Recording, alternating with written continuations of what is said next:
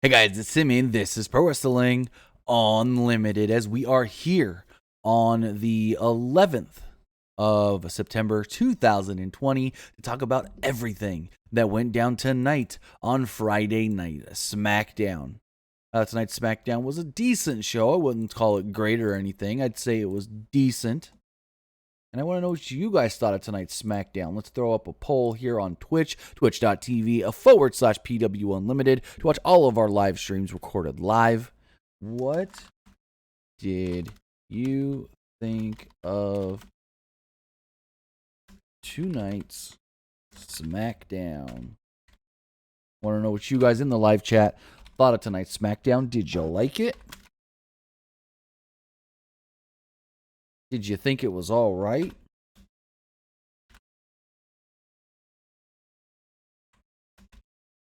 Or did you not like it? Got the poll going live now. Let me know what you guys thought of tonight's Friday Night Smackdown. Also, if you guys want to be part of tonight's show, you can do so by texting in to 510-906-1341. Again, the number is 510-906-1341. Let me get that number in the live chat for you guys. And bada bing, bada boom.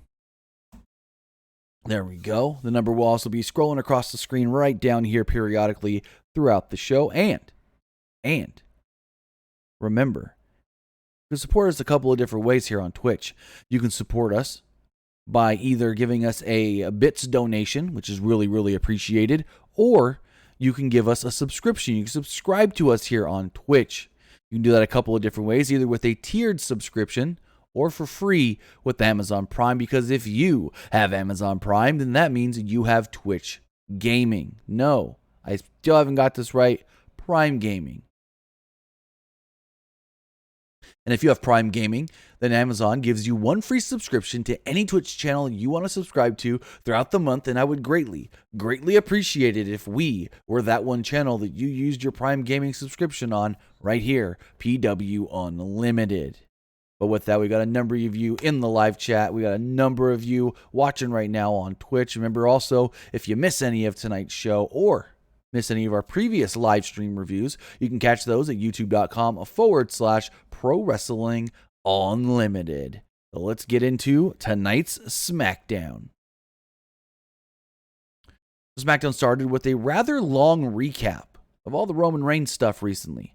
Roman Reigns getting the Universal title and aligning with Paul Heyman, and then his cousin winning the #1 contendership, and now the two are going to face off at Clash of Champions. Just a very long recap to open up the show. And then, Roman Reigns and Paul Heyman came out afterwards. After the promo, open up the show. The Universal Champion Roman Reigns and Paul Heyman made their way down to the ring as fans gave him the thumbs down on the screens. There were also a lot of boos. Heyman noted that the tribal chief is letting him fill fans in on the plan. Heyman explained that Reigns wanted him to explain everything and hide no secrets. He then discussed Jey Uso winning the Fatal 4-Way last week to earn a title shot at Clash of Champions. He praised Uso and introduced him. Jey Uso came out and thanked Heyman for getting him into the Fatal 4-Way. He pointed out that Heyman and his family, they go way back. Heyman then pointed out that Uso shouldn't be thanking him. He should be thanking Reigns because he's Heyman's boss and he came up with the plan. Reigns noted that Uso doesn't have to thank him for anything. He said that Uso earned it and is going to get a huge payday at the pay-per-view. Reigns told Uso, the Clash of Champions isn't going to be his moment though. Just like when they were kids, Roman is always going to beat the Usos. Corbin's music would hit and he comes down to the ring. He said it's obvious that this was all a setup and is a classic case of nepotism. Corbin noted that there's nothing he hates more than watching someone abuse their power. And my first thought was, why is he mad now that Jey got added to the match and not last week before the match ever took place? Why is he pissed off now after he lost? And not, whoa, whoa, whoa, I didn't know he was going to be in this match. This isn't fair. You do that before the match. And then we had Sheamus also come out and bitch and moan the same exact way.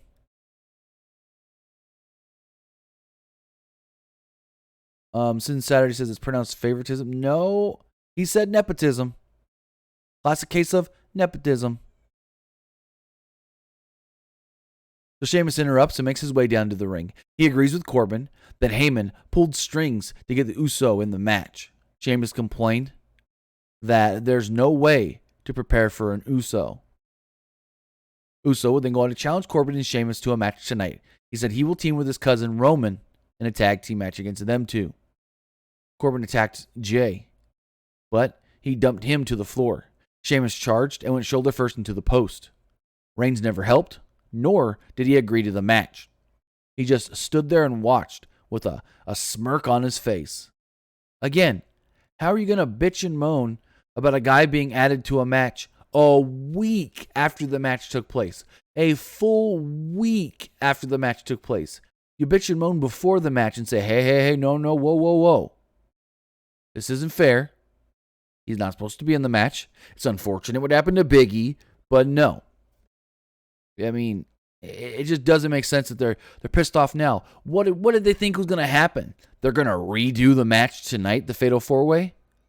Or that they're just going to get added to the match at Clash of Champions? Oh, hell no.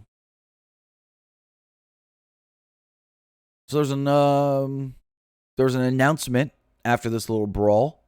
Michael Cole let us know that 4 women will be battling for a shot at the SmackDown Women's Championship and the SmackDown Women's Champion Bayley for Clash of Champions. In this match, we will see Alexa Bliss, Nikki Cross, Lacey Evans, and Tamina. So then on the graphic on the screen then said, next up, Intercontinental Championship will be on the line when Jeff Hardy takes on and defends against AJ Styles. Sami Zayn was outraged by this. He was in the production truck and said, whoa. How can you call this an Intercontinental Championship match if I'm right here with the Intercontinental Championship? If I'm the real champion, if I'm the Intercontinental Champion, not them. So before the match even gets started, Sami interrupted. He was furious they billed this a match for the title. Zayn noted that he never lost his title and is still the real champion. He admitted that they crowned a sham champion during his absence. Adam Pearce would come out with a bunch of security and told Sami, hey, we ain't doing this right now. Let's go. Come on, to the back now. And for some reason, they mic'd up Adam Pearce just to make sure we heard everything he said, even though he really didn't say anything specific. So Styles and Hardy had a really good match until the finish. Styles jumped Hardy to start the match, and he beat him down. Hardy fought back and hit him with a twist of fate. He climbed to the top rope, and we thought, whoa, is this going to end really quick? No. Hardy got a little bamboozled here. He went for the swanton, and AJ moved. Hardy then crashed hard on the mat as we went to the first commercial break. Back from the break, Styles was firmly in control. He beat down Hardy around ringside. Hardy recovered and jumped off the steps and crashed into Styles. Hardy would then hit a whisper in the wind for a near fall. Styles regained control and attempted a Styles clash. Hardy countered and hit a basement dropkick. Styles attacked Hardy, injured the knee from a few weeks ago. Styles then set up for the phenomenal forearm when Sami Zayn would pull him off the apron. He sent Styles into the ring post and hit a haluva kick on Hardy. So there you go. Sami Zayn interferes, screws up the match. That was a really good match. They then let us know that Jey Uso and Roman Reigns will be teaming up tonight against King Corbin and Sheamus. Jey Uso was talking to Roman backstage in the locker room. Hardy then struggled to get up after the match. He stumbled around and then fell over on the ramp. Michael Cole and Corey Graves said that they were concerned. Very interesting here that less than a week after his brother suffers a concussion and gets hurt and can't really walk and stumbled around, they do this with Jeff. Very, very interesting. I wasn't a big fan of that. So back from the break, Elise Ashton informed everyone that Jeff Hardy didn't lose consciousness and fell because of dehydration. Okay. Cool. We see Jeff being attended to by the trainer when Sami Zayn would interrupt. He wanted to talk about the real news. Styles noted that Hardy cheated to beat him, and Zayn disappeared for months. Styles promised to win the IC title. Well, if he already has the title, why does he got to win it? That's what I didn't get. If he says he's got the title. So in the Champions Lounge, the Raw Tag Team Champions, the Street Profits, approached the SmackDown Tag Team Champions, Cesaro and Shinsuke Nakamura. The Street Profits want to check out what this Champions Lounge is all about. Cesaro and Nakamura had a match and told the Street Profits not to touch anything. And then they started eating all the popcorn as the SmackDown champs left. So we get a promo from earlier in the day. Lucha House Party discussed winning the SmackDown Tag Team titles possibly. Kalisto referred to himself as the leader of the Lucha House Party. Lindsay Dorado and Grand Metalik didn't really seem to like that comment. Also, it's cool to see Lindsay Dorado wearing this gear that he made. And the cool thing about it is we actually got to watch him make this gear on his Twitch. I've never actually watched someone make their wrestling gear before. So seeing Lindsay Dorado make this gear on his Twitch and then actually see him wearing it on television is actually really cool. At least to me. It's a kind of a nerdy thing. Yeah, but hey, I liked it. So the trainer was checking on Jeff in the back and told him he needs fluids. Zayn interrupted and started brawling with Hardy. Hardy ain't that messed up if they could fight. So next up, we had Lucha House Party. It was Kalisto and Grand Metalik this week, with Lindsay Dorado at ringside, taking on in a non-title match SmackDown Tag Team Champions Cesaro and Shinsuke Nakamura. Wasn't much of a match, though, to be completely honest. Grand Metalik took Cesaro down with the head scissors to give the faces the early advantage, but then Kalisto had a splash off of Grand Metalik's shoulders on Cesaro for a near fall. This is when the heels took over and isolated Kalisto on their corner. In a cool spot, Cesaro held Kalisto in a gut-wrench suplex position, but then Nakamura hit a knee to Cesaro. Nakamura hit a knee first before Cesaro then hit the suplex. It was cool. He had him in the gut-wrench. Nakamura ran in, kneed him, and as soon as he kneed him, Cesaro, boom, popped up the suplex. Really cool spot. All of a sudden, we hear some commotion, and we see the Street Profits appear on the big screen. They're having a party in the Champions Lounge. The heels were distracted. Kalisto rolled up Cesaro and picked up the victory. After the break, the Street Profits continued partying in the Champions Lounge when the Lucha House Party joined in. So then Bayley would make her way out to the ring. She came out with a chair. She grabbed a mic and sat in the middle of the ring and cut a really, really good promo. They recapped the angle between Bayley and Sasha from last week. This was funny. My daughter was watching and she didn't see last week's show. And she goes, Bayley attacked Sasha Banks? I was like, yeah. She goes, so they're not friends anymore? I'm like, I don't think so. She goes, okay, I'm fine with it. They're still my two favorite. I was like, okay, whatever floats your boat there, little girl.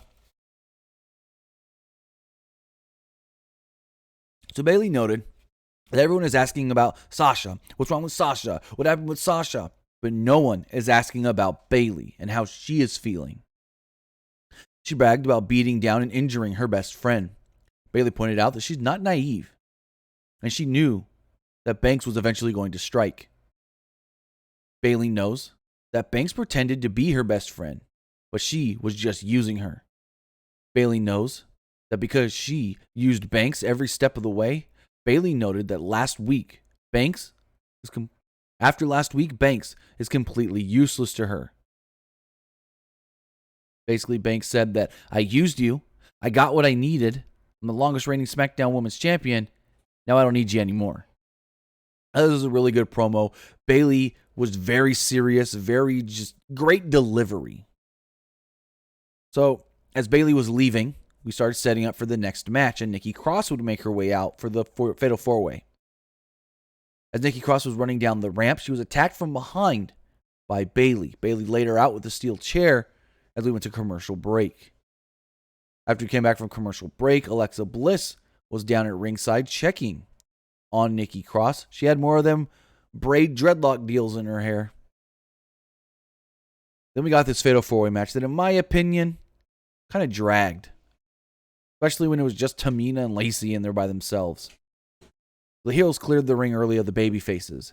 Evans and Tamina went back and forth until Bliss jumped back in. Tamina splashed Bliss in the corner and sent Evans to the floor. Cross finally recovered and jumped on Tamina's back. Cross then ran wild and scored a near fall on Tamina. She then tossed Tamina to the floor, and Bliss followed this up with a sliding drop kick. As she hit the drop kick, Michael Cole noted that the Fiend is not affecting Bliss tonight. And of course, when she hears the word Fiend, she goes into a trance. Alexa started just wandering around ringside. Nikki Cross saw her and was very concerned, but then said, nope, gotta get my head in the game, and she had a flying crossbody off the apron to the two heels at ringside. Bliss was still in her trance when she would grab Nikki Cross and actually hit her with the Sister Abigail on the floor, laying her out. We then go to commercial break. When we come back, we learn that during the commercial break, Alexa Bliss was tranced still and left the ring. Basically walked up the ramp and left. So at one point, Lacey Evans hit a moonsault on Tamina for a near fall, but Cross broke up the pin attempt.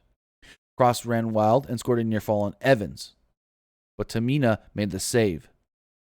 Evans then hit the woman's right on Tamina, and Cross hit the neckbreaker on Evans. Tamina jumped in out of nowhere, flew halfway across the ring, if not farther, and broke up a pin here off of that neckbreaker. Tamina would then miss a super kick, and Cross would roll her up to pick up the victory, so Nikki Cross will now be challenging Bayley at Clash of Champions for the Smackdown Women's Championship. My first thought was, I really don't want to see any of these four challenge for the title. If I were going to pick any of them, I guess I would go Alexa, because that's what we haven't seen yet. But that didn't happen, and we're getting Nikki Cross again. They then showed a vignette of a blonde woman getting dressed and putting on a fur coat. Now, here's the thing. Seen a lot of people on social media go, oh my God, it's got to be Carmella. That's it. It's got to be Carmella. There's nobody else it can be. Now, I don't know who this is going to be. But here's a couple things I noticed. A, that blonde, the blonde hair that is, was a fresh dye. Because when you look at Carmella and the blonde hair that she has, more of a dirty blonde kind of deal where you can see all the brown coming through the roots all the time. So yes, it could be Carmella and they freshly bleached her hair. But hear me out, guys. What if it's not Carmella? What if it's somebody else that used to be a blonde? What if it's somebody else that used to bleach her hair the same way? What if it's someone we haven't seen in a very long time? My prediction, who I was thinking, Chelsea Green. What if we go back to her TNA Impact days where she was blonde? What if we go that route and say, Chelsea's now blonde, play this whatever character, and she's now on SmackDown? Yes, it could be Carmella, and I guess I'd be okay with that. I mean, it's something different for Carmella maybe, but I would prefer it to be somebody new, somebody debuting on the main roster, and why not bleach Chelsea's hair back and let it be Chelsea Green? Adams Humphrey says, I'm thinking it's Eva Marie. Doubt it, because last time they asked her to dye her hair blonde, she ended up doing red. So I don't think she's going to want to go blonde if she didn't want to go back in 2013 or whatever it was. They literally said, you look too much like the Bellas when her hair was brown. They said, can you please go dye it blonde? She ended up dyeing it red. So, yeah, I don't know if it would be Eva Marie, because I don't know if she wants to go blonde. I don't know if she would want to go blonde. She's been red. She's been purple. Now she's pink. So, we'll see. We didn't see a face. But if I'm a betting man, and again, I don't have any knowledge on this, I wasn't told anything, I'm going to guess Chelsea Green. And she's going back to her old school TNA look as far as the blonde hair. What was her name in? Can't remember her name in TNA. Laurel Van Ness. That's what it is. Laurel Van Ness. Adam Humphrey says, what about Caitlyn? Well, first off, she doesn't want to come back to be full-time wrestler. And second, that ain't Caitlyn's body. Trust me, Caitlyn is a bodybuilder type. That is no way, shape, or form a bodybuilder type. The legs are too small. The waist is not proportionate to Caitlyn's waist. And it's just, the shoulders, everything's too small. And proportionate to Caitlyn is 100% not Caitlyn. I can tell you that for sure. It is not, what's her real name? Oh, crap. It's on the tip of my tongue. It's going to bug me if I don't. Celeste Bonin. It is not her. But, I mean, a lot of people think it's Carmella. I'm going to throw my hat in the ring and say, hey, why can't it be Chelsea Green? Our poll did finish here on Twitch. What did you guys think of tonight's Smackdown? 68% of you thought that tonight's Smackdown was just all right. 21% of you said I didn't like it. And 11% of you said I liked it. Ooh-ah. Oofa. So going forward, Otis took on John Morrison. Match was all right and fine.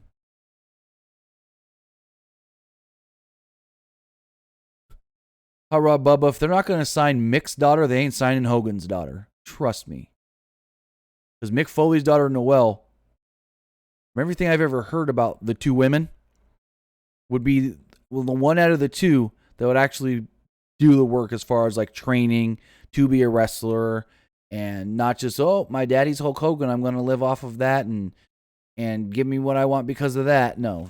Because I've heard things about Brooke Hogan where she kind of comes off as a spoiled little princess. And as far as Noelle, she's one that would what's the word I'm looking for? Work for things. I mean, look at Mick's son. Mick's son started as a writer's assistant in WWE, didn't get the job because of who his father is, and has worked his way all the way up to co-head writer of 205 Live. So just saying.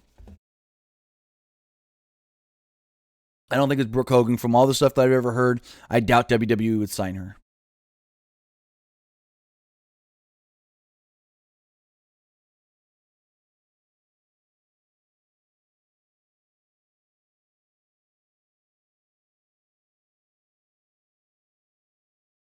All right, sorry about that. So next up, like I said, we had Otis versus John Morrison. They recapped John Morrison stealing Otis's Money in the Bank briefcase, only to find out that it was actually his lunchbox. Miz joined commentary with Cole and Graves. Otis hit a shoulder tackle early on to gain the advantage. Morrison was briefly in control until Otis hit a belly-to-belly suplex. The Miz then caused a distraction, and Otis missed a charge in the corner. Morrison then tossed the Money in the Bank lunchbox to the Miz, and Miz ran off with it. Thinking, okay, briefcase didn't have the contract, lunchbox got to have the contract. Otis then recovered and hit a splash in the corner. He then hit a Vader bomb and picked up the victory over Morrison. So after the break, Otis and Tucker were looking for Miz and Morrison. Otis then revealed that he has the real Money in the Bank lunchbox.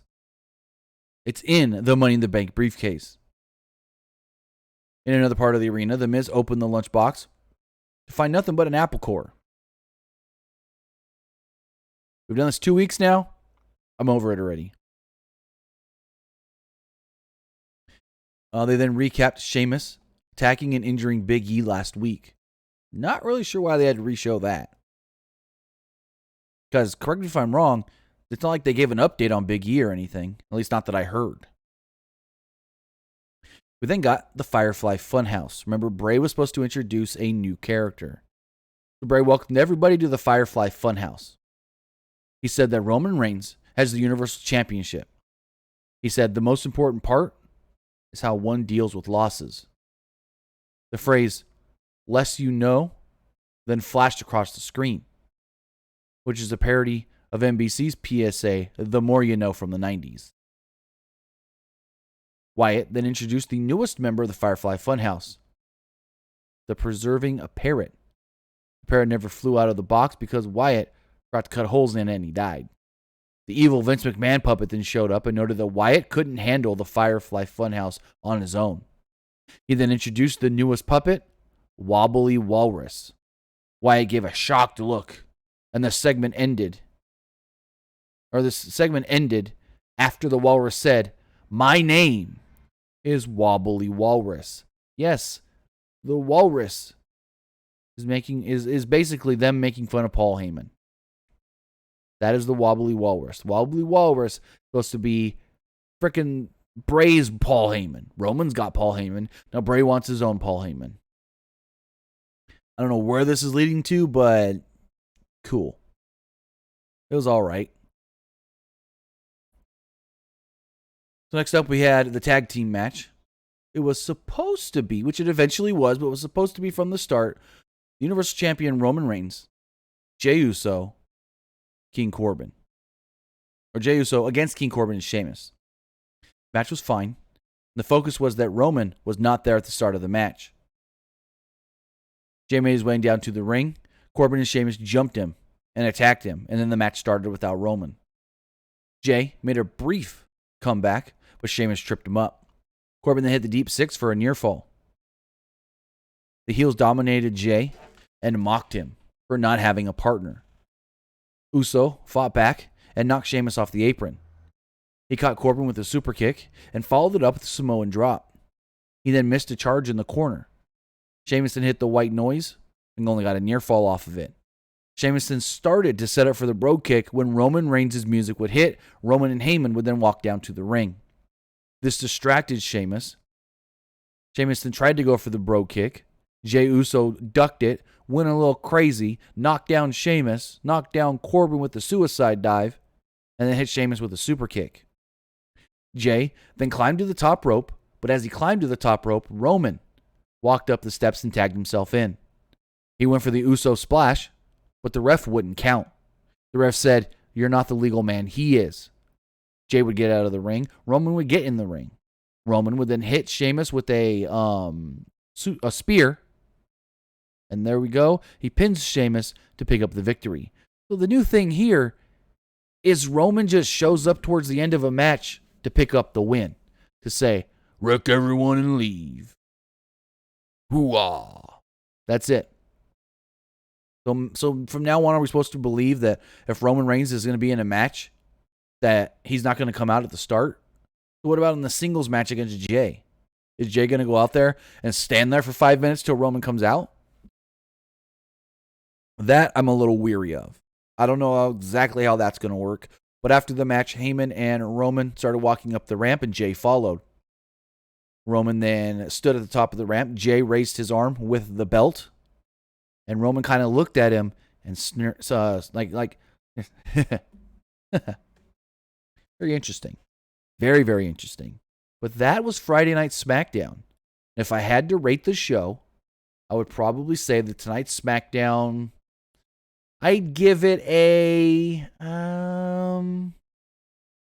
I'd probably go 6.5 to 7. So we'll give it a 7. Really like the Bayley segment. And I'm a little interested to see where this Alexa thing goes. Especially every time someone says Bray Wyatt. So I don't know. I don't know exactly how that's going to work. But we'll see. Remember, guys, if you want to be part of tonight's show, you can do so by texting in to 510-906-1341. Again, the number is 510-906-1341. Read the text messages that we do have here. Let's load them up. Uh-oh. It may not want to load them. Give me 2 seconds, guys.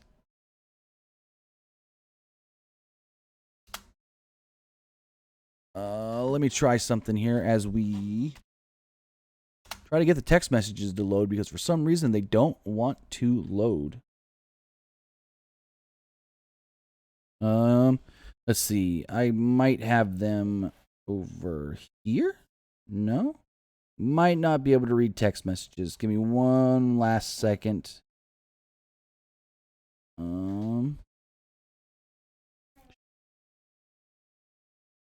Where is it? Come on.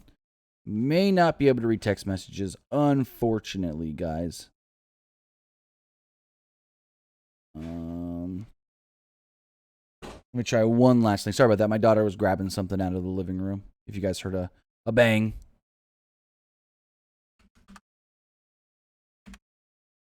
Let's try this. See if this will let me get in.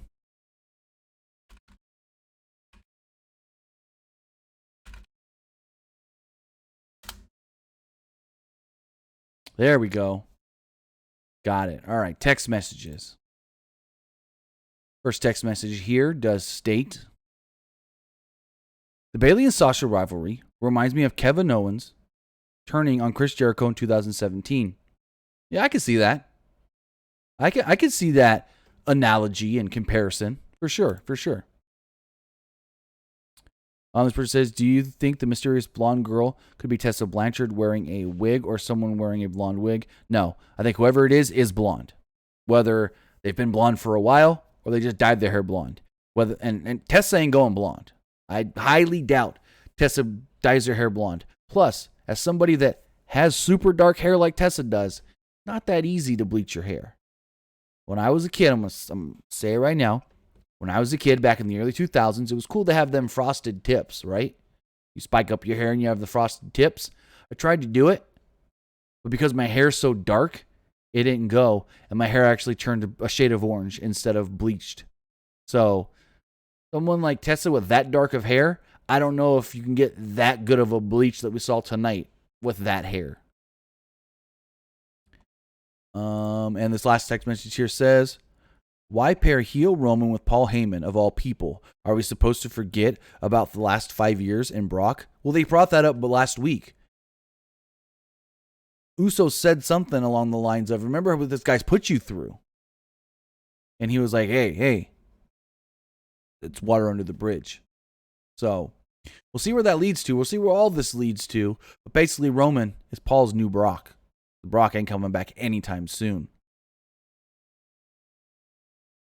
But with that, guys, I want to thank you for joining me here, twitch.tv/PWUnlimited. If you missed any of tonight's show, you can check it right over there, youtube.com/Pro Wrestling Unlimited. You can also follow us on social media. Follow us on Facebook, facebook.com/Pro Wrestling ULTD. Follow us on Instagram by searching for Pro Wrestling Unlimited. And follow us on Twitter at PWUnlimited.